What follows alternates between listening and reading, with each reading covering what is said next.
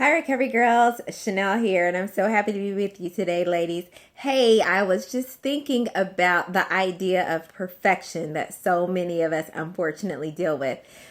One of the horrible parts about perfectionism is that we can never obtain perfection. And if that is what we are aiming for, we will always find that we come short.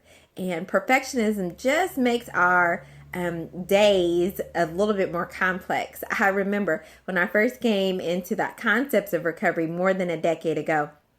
I remember just thinking like, okay, if I apply these different principles and if I get enough help, I can be perfect. And when I found out that there was no way that I could possibly be perfect, I was definitely devastated. No joke, ladies. I know that sounds kind of crazy for some of you all who are more realistic, knowing that we can't be perfect. But sometimes when we have different life experiences, we think that life will be different and can be better if we somehow can become perfect and make everything around us perfect. But thankfully, I know from recovery that perfection is not possible, but practice does make progress. And so that's what I want to talk about. While we're waiting for God to remove our defects of character and we're having the spiritual awakening that is producing life transformation in us, we can practice new ways of being, new attributes. I remember when I lacked patience, so there was a season where everything required patience, and I would practice being patient.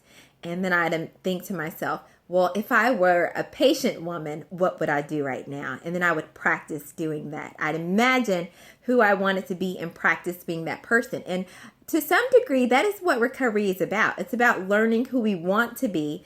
And as we allow God to make transformation and changes in our life, we do our part. We put our faith with works, and our works is practicing these new ways of being, practicing being kind and gentle instead of being mean and irritable, practicing being patient rather than being impatient. Practice listening to understand versus speaking to be understood. All of these things we can practice. And while we will never reach perfection, our practice does make progress. Ladies, I don't know where you find yourselves at today, but remember, you can practice being the woman that God created you to be and the person you truly want to be, no matter how difficult or hard it is, no matter how many mistakes you've made. We've all made tons of mistakes. But with each new moment, we're given a new gift, which is the present, and we can practice making progress. And I wish that for you today. Ladies, remember that God is wild about you and He longs to overshadow you in His goodness. All you have to do is let go and let God. I've let go, ladies. What about you?